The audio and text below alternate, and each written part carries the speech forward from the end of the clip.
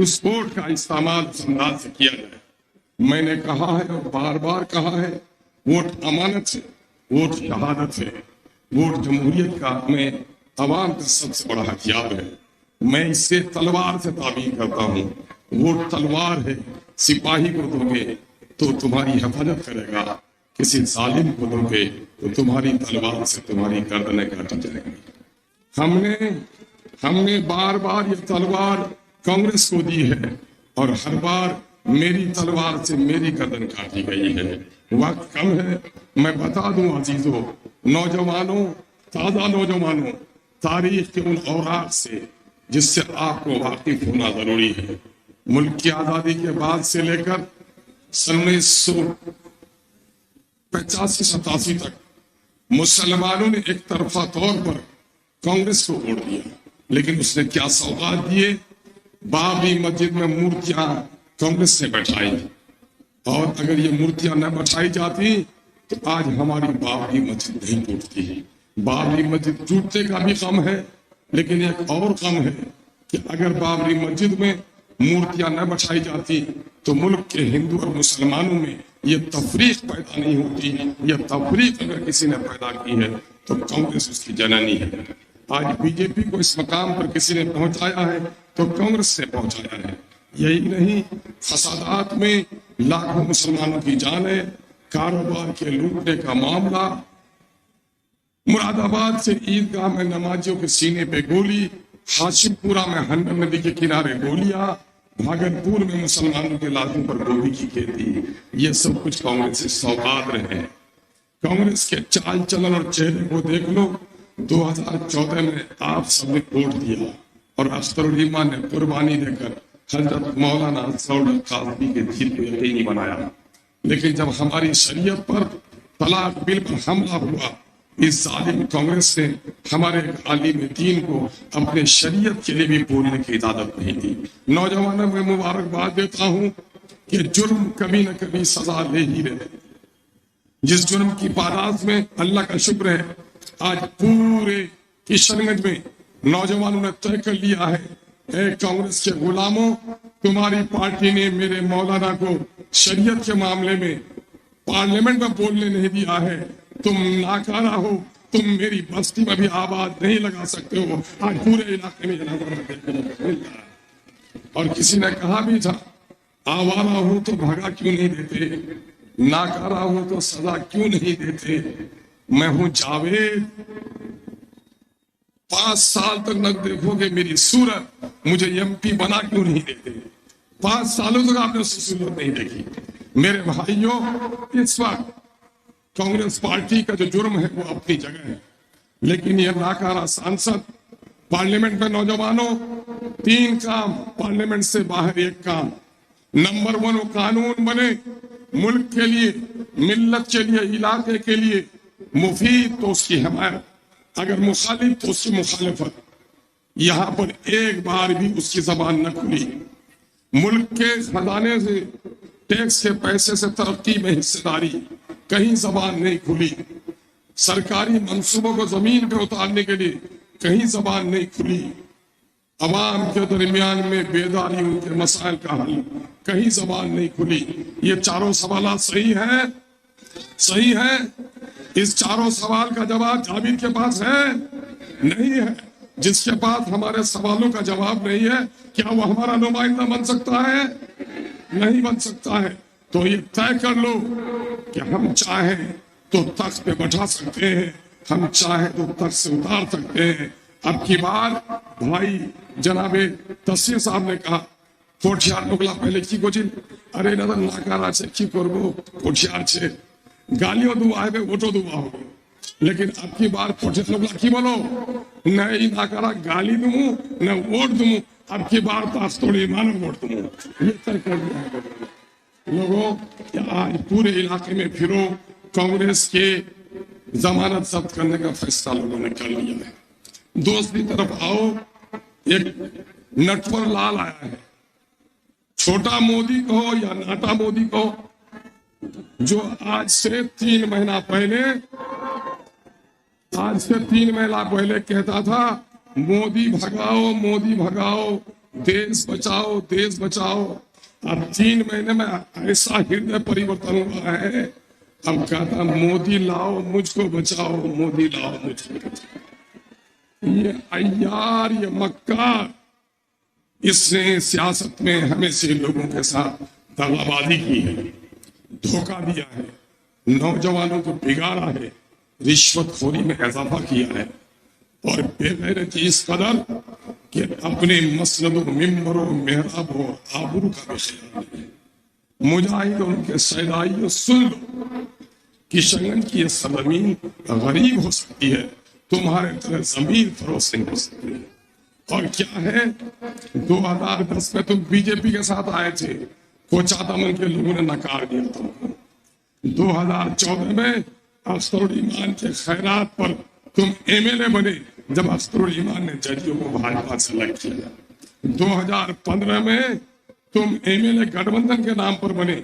2020 में जब तुम फिर भाजपा के गोद में गए तो कोचा धामन के लोगों ने ऐसी सबक पढ़ाई है जिसकी पिटाई से अब भी तुम्हारे आंखों के आंसू बंद नहीं हुए।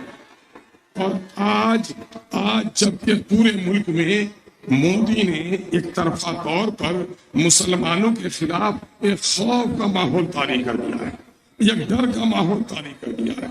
कहीं टोपियां उतारी जा रही हैं, कहीं दाढ़ियां उखाड़ी जा रही हैं, कहीं बेटियों के नकाब छीने जा रहे हैं, कहीं कब्रिस्तानों पर कब्जा हो रहा है, कहीं मस्जिदों के मीनारे तोड़े जा रहे हैं। और हद तो यह है कि नमाज की हालत में नमाजी को लात से मारा जाता है। इस सूरत हाल में बीजेपी का दामन कोई बेगैरत मुसलमान पकड़ सकता है, जिसके अंदर में गैरत होगी वो कभी भी उसका दामन नहीं पकड़ सकता। नौजवानों, तुम्हें याद होना चाहिए 2002 में गोधरा में क्या कुछ नहीं हुआ। मोदी के शासनकाल में, मोदी के शासनकाल में क्या हुआ, गोधरा में बाप के सामने में उसकी बेटी, भाई के सामने में उसकी बहन और बच्चों के सामने उसकी मां की इज्जत को तार-तार किया गया। बिल्किस की उसके बच्चों के सामने में इज्जत दी गई, सोराब के आंख फोड़े गए और मां के आगोश से दूध पीते बच्चों को आग में फेंका गया। ये मंजर याद है, ये मंजर याद है? बोलो, अरे ये खमूस मिजाजी तुम्हें जीने नहीं देगी, इस दौर में जीना है तो कोहराम मचा दो। ये मंजर याद है? सीएए का काला कानून बना, कूद कूद के तकरीर करता था कि हम सीएए के खिलाफ हैं, और उसका आका नीतीश कुमार सीएए के समर्थन में वोट दे रहा था।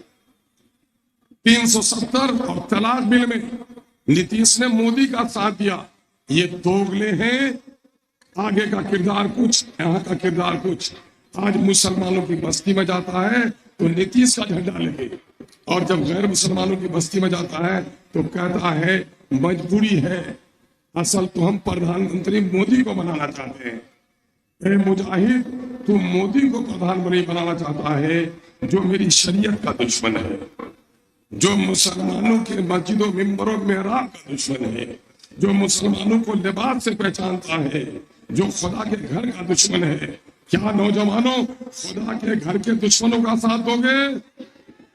जिसने बिल्किस के साथ जना किया और उसकी जिसने हिमायत की, उससे बदला लोगे कि नहीं लोगे? गुजरात के कातिलों से बदला लोगे कि नहीं लोगे, जिन्होंने गोधरा में हमारी माओ बहन की इज्जत लूटी? बदला लेना है। सीए का काला कानून मुसलमानों के खिलाफ, इस कानून के बनाने वाले से लड़ना है कि नहीं है? अभी पूर्णिया आया मोदी, क्या बोला?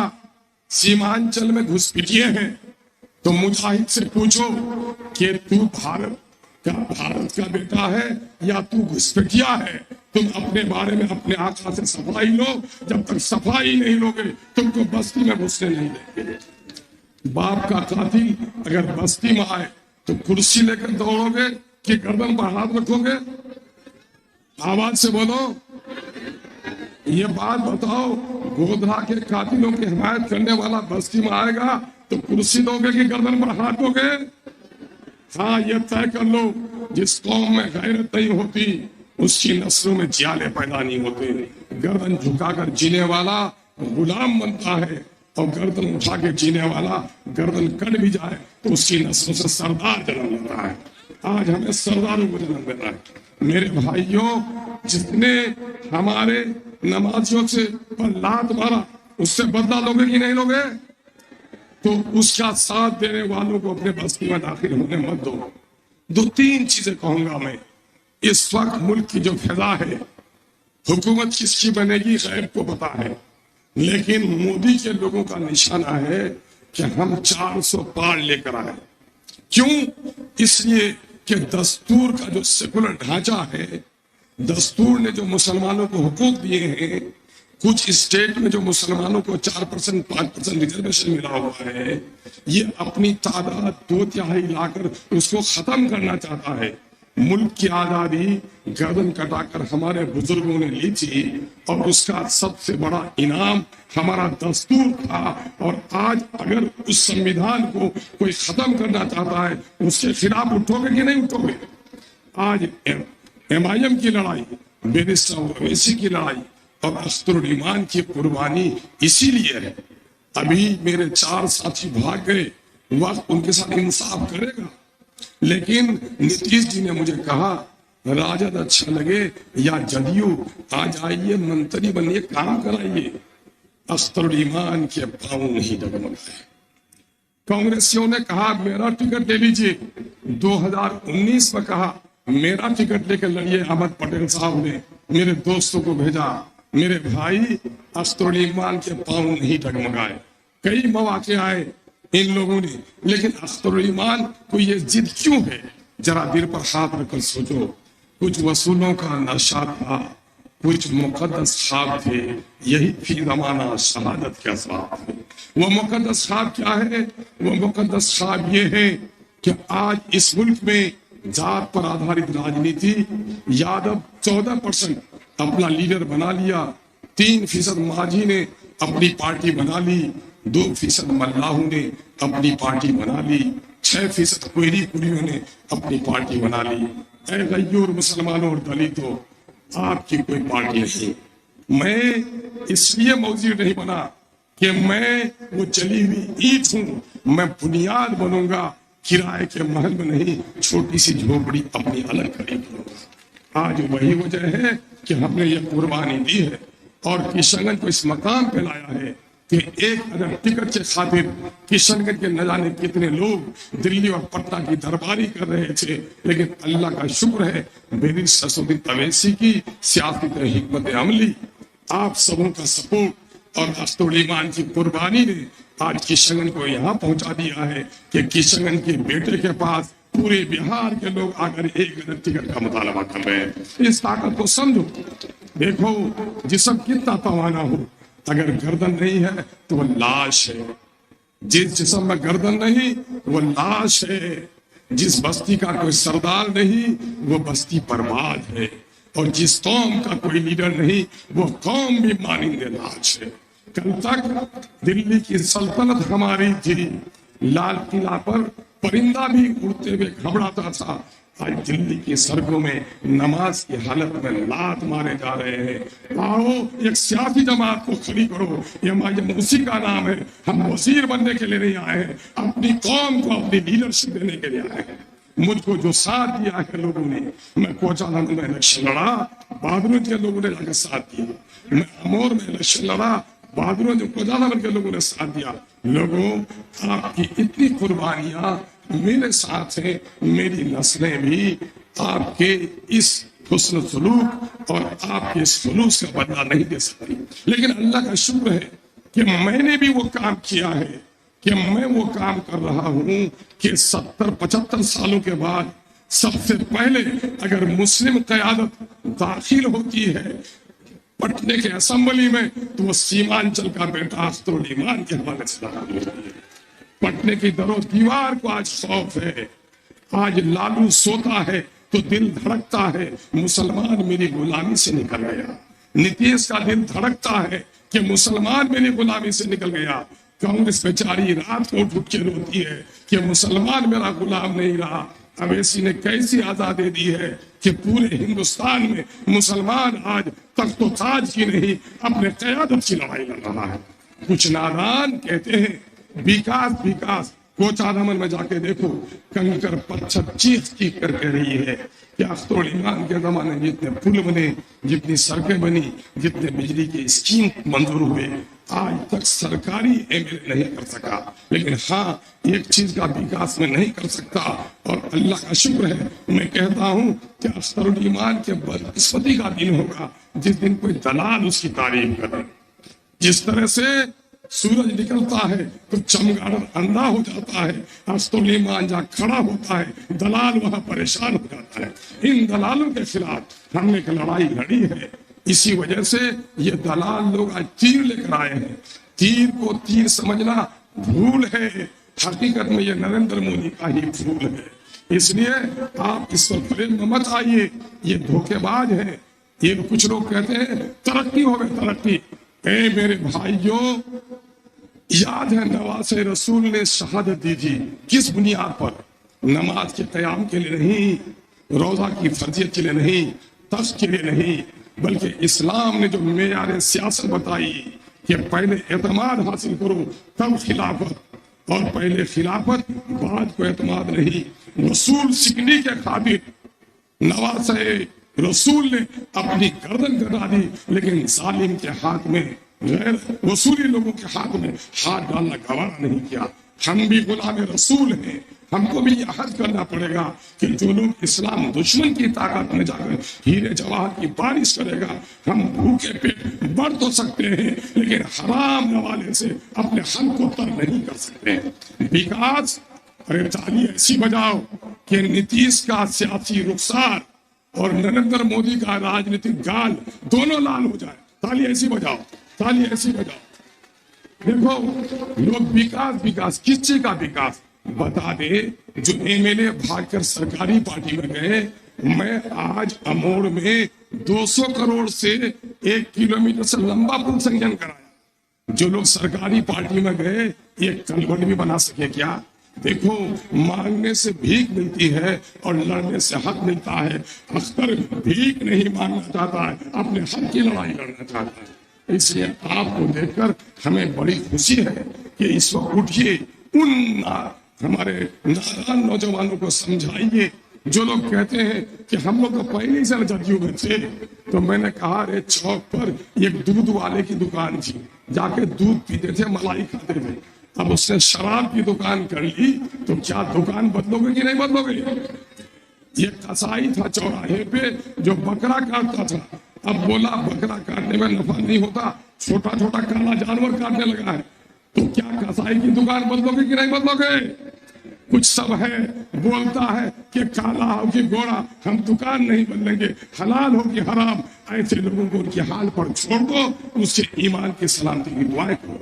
मैं उलमा इस्लाम से पूछना चाहता हूँ, इस्लाम का पैमाना है न करबल में, न मक्तल में, न शाह के आगे मोमिन झुकता है फकत अल्लाह के आगे।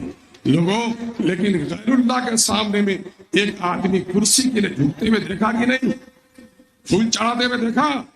अरे यूट्यूब में देखा, बोलो, देखा कि नहीं देखा? ये ईमान फरोसी, जमीर फरोसी की है कि नहीं है?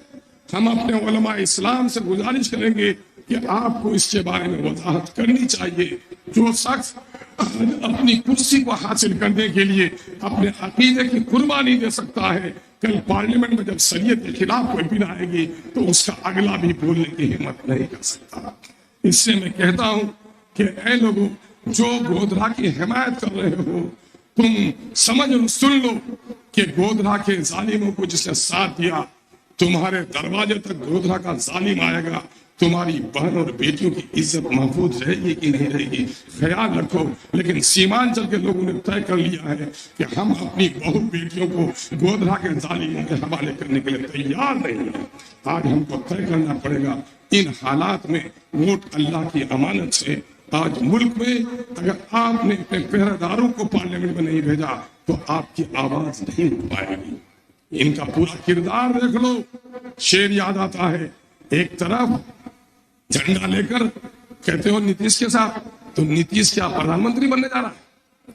तुम जो दिल्ली जाने वाली गाड़ी में पूरा रुख से बैठ जाओगे, अभी कुछ उलमा को लेकर खालिद अनवर दलाली कर रहे हैं, ये लोग वार्ड मेंबर भी नहीं जीत सकते हैं, मालिश करके एमएलसी बन गया है, आके हमारे कुछ उलमा को बहस कराता है। देखिए समझिए, सरकार उन्हीं की बनने जा रही है, और सरकार बनेगी तभी आपका मदरसा का डीएटीए बढ़ेगा, तभी हम लोग कुछ काम करा सकेंगे, तभी सड़क बना सकेंगे, तभी पुल बना सकेंगे। मैं उन दलालों से कहना चाहता हूं, तुम हमारे उलमा के जमीन को नहीं खरीद सकते। हमारे उलमा भूखे प्यासे अपना मकतब चला सकते हैं, तुम्हारे हीरे जवाहर की बारिश भी होगी तो तुम्हारे हराम नवाले को उठाने के लिए तैयार नहीं। और अगर ऐसे हो जाए लोग, तो फिर तरक्की के नाम पर तवायफ के बारे में क्या ख्याल है? 5 साल तक तवायफगिरी करे कोई, और इलेक्शन के सामने पैसे बांट दे, और जो सच्चा खादिम काम करे उसको हक न मिले, ये जुल्म है कि नहीं है? आज कांग्रेस के लोग हमारे लोगों को खरीद रहे हैं, हमारे लोगों को खरीद रहे हैं। कल तक जो नौजवान अवैसी जिंदाबाद कर रहा था, आज उसकी जबान बदलने की कोशिश। मेरे पास पैसे नहीं है, लेकिन हाँ, जिस्म के अंदर में जो खून का एक खतरा है, वो जालिमों के खिलाफ मजलूमों को हक दिलाने के लिए, और सीमांचल से एक ऐसी क़यादत जो बिहार के मजलूमों की आवाज बन सके, उसके लिए मैंने तय कर लिया है। जहां तक जाना पड़ेगा मैं चाहूंगा, लेकिन जालिमों से कभी समझौता नहीं करूंगा। इन जालिमों के लिए, इन दो नस्लों के लिए, इन दोगलों के लिए बड़ा अच्छा शेर पढ़ा के शायर ने कि इस कातिल से और मकतूल से हमदर्दी भी, ए मुनाफिक इस मोहब्बत की जदा किससे मांगेगा? सजदा खाली को भी और इब्लीस से याराना भी, कल हश्र के मैदान में बोल मुनाफिक जदा किससे मांगेगा? एक तरफ मुसलमानों की मस्जिद में हाजिरी, दूसरी तरफ मुसलमानों के मस्जिद के तोड़ने वालों को ताकत, ये सीमांचल की जमीन बर्दाश्त नहीं करेगी। नौजवानों, हम और आप अपने महबूब लीडर को सुनना चाहते हैं, बदला लेना चाहते हो सीएए वालों से? बोलो। जिसने हमारे नमाजी को नमाज की हालत में लात मारा, उसको लात मारना चाहते हो? क्या दिल्ली जाके लात मारोगे? मैं तुमको बताता हूं, 26 अप्रैल को जब पतंग के निशान पर वोट डालोगे, तो हमको लात मारने वालों के सर पर जूते बरसेंगे इंशाअल्लाह। और हौसलों से इतना पतंग उड़ाओ, इतना पतंग उड़ाओ कि सीमांचल बोले पतंग पतंग पतंग, और दलालों की नस्लों को क्या जीना क्या कर दे, तंग तंग तंग। उड़ाओ सब मिलके पतंग, दलालों को जीना कर दो तुम हम तंग। सीमांचल के नौजवानों की तरफ से चंद मिसरे याद आते हैं, फूल नफरत का चमन में अपने खिलने नहीं देंगे, तीर अदावत की दुश्मनी की, जात पात की भेदभाव की, तीर अदावत की अपनी बस्ती में चलने नहीं देंगे। फूल नफरत का चमन में अपने खिलने नहीं देंगे, तीर अदावत की अपनी बस्ती में चलने नहीं देंगे।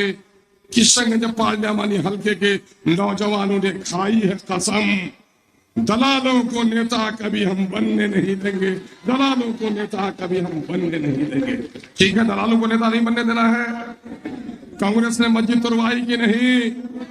राजद ने नौकरियों में धोखा दिया कि नहीं? अभी जाति आधारित गणना आई है, बिहार में 2,31,00,000 मुसलमान है, नौकरी में हिस्सेदारी उनकी होती है 3,68,000। 1,73,000 नौकरी देकर 1,95,000 पढ़े लिखे नौजवानों को नौकरी से महरूम रखा। सीमांचल जो आज गरीब है, माँ मरती है, दिल्ली पंजाब में बेटा रोता है, हर महीने में जो मरी हुई लाश आती है। सुन लो जरा, कहता हूं, मैं असेंबली में गया, मैंने कहा माननीय मुख्यमंत्री जी, जो बीवी बच्चों को छोड़कर कमाने मजदूर जाता है, वो 100 रुपए कमा के लाता है, तो 30 रुपए आपको, 20 रुपए दिल्ली को देता है। बाहर मर जाता तो उसकी लाश नहीं आती, उसकी बीवी रोएगी कि लाश लाएगी? लाश लाना होगा। सरकार ने कानून बनवाया और मंत्री ने कहा, अख्तर साहब ने वकालत की थी, मजदूरों को बाहर से लाने का सरकारी खर्च पर इंतजाम हो गया। और आज दलाल चंदा की लाश में जाके फोटो के पास मुस्कुरा के कहता है, दरख्त गिरा आंधी में और पगला बोला हमने उखाड़ा। लाश आती है चंदे में और जाके कुछ एम्बुलेंस लेके बोलता है हम लाश लेके आते हैं, तो तुम कब्र खोदने में रह जाओ, तो यही तुमको नसीब हो। हम सीमांचल को आबाद करने की लड़ाई लड़ रहे हैं इस वक्त सुरजापुरी की आबादी 24.5 लाख, नौकरी में हिस्सेदारी होती है उनकी 39,000, सिर्फ 15,000 नौकरी मिली। डॉक्टर फरीद भाई जो आज हमारे सिरसावादी भाइयों का 99% अस्तोड़ ईमान नहीं पतंग के साथ है, मजलिस के साथ है। उनकी आबादी 13 लाख, नौकरी में हिस्सेदारी उनकी होती है 21,000, नौकरी सिर्फ 5,500। औरों को 3 गुना 4 गुना नौकरी और मुसलमानों को आधी से कम नौकरी। ये जुल्म हुआ कि नहीं राजद के जमाने में? ये 30 साल की नौकरियां हैं। और कुछ सब लोग कहता कि नीतीश कुमार नौकरी दे दिया। अरे नीतीश कुमार अपने बाप के घर से नौकरी दे दिया? ये तो बताओ, रिलीफ बांटा है तो ताली बजाते हो, आज जिससे घर जलाया उसको गाली नहीं दोगे? आज अगर टीचरों की बहाली होती तो नीतीश कुमार, अरे भाई कहां से राजी अल्लाह है, राजी कोई से बेईमान है तुम्हारा? जिन लोगों ने 25 साल तक तुम्हारे स्कूलों में मदरसे में बहाली नहीं की, उसका वो जुल्म याद नहीं? आज नौकरी मिल जाती है तो ताली बजाते हो। तुम्हारी नस्लों को जो प्राइमरी स्कूल में जो हाई स्कूल का इम्तिहान पास कराया, तुम्हारे बच्चों की सलाहियत को गर्क किया, उसको नहीं देखोगे? मेरे भाइयों, आज 30 साल की नौकरी में राजद, कांग्रेस, जदयू, भाजपा सब ने हमको लूटा है। धोखा दिया कि नहीं?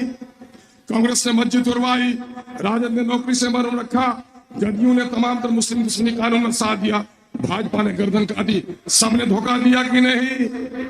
पार्टी ने एक नारा तैयार किया है और मुझे हुक्म हुआ है कि मैं अपने इलेक्शनी मुहिम में इस नारे को घर घर तक पहुंचाऊं। साथ दोगे नारा लगाने में? मेरी आवाज फंस गई है, आपकी आवाज ऐसी होनी चाहिए कि नरेंद्र मोदी और नीतीश कुमार के कान का हरिया फट जाए। बाजू उठाओ कि आसमान घबराए, आवाज ऐसी कि दुश्मन घबराए। मैं जो बोलूंगा बोलोगे? इनकलाब, ऐसी आवाज बहादुरों की होती है, बहादुरों के साथ है। इनकलाब, इनकलाब। अब सुनो नारा, जो बोलूंगा वही दोहराना मेरे भाइयों। सबने दिया है हमको चोट, जो बोलता हूं वही बोलूं। सबने दिया है हमको चोट, अरे भाई जो बोलता हूं वही बोलो। सबने दिया है हमको चोट, सबने दिया है हमको चोट। उधर कुछ भाइयों के बाजू में ताकत है, जरा सा कोई दवाई वाई दे दो उनको।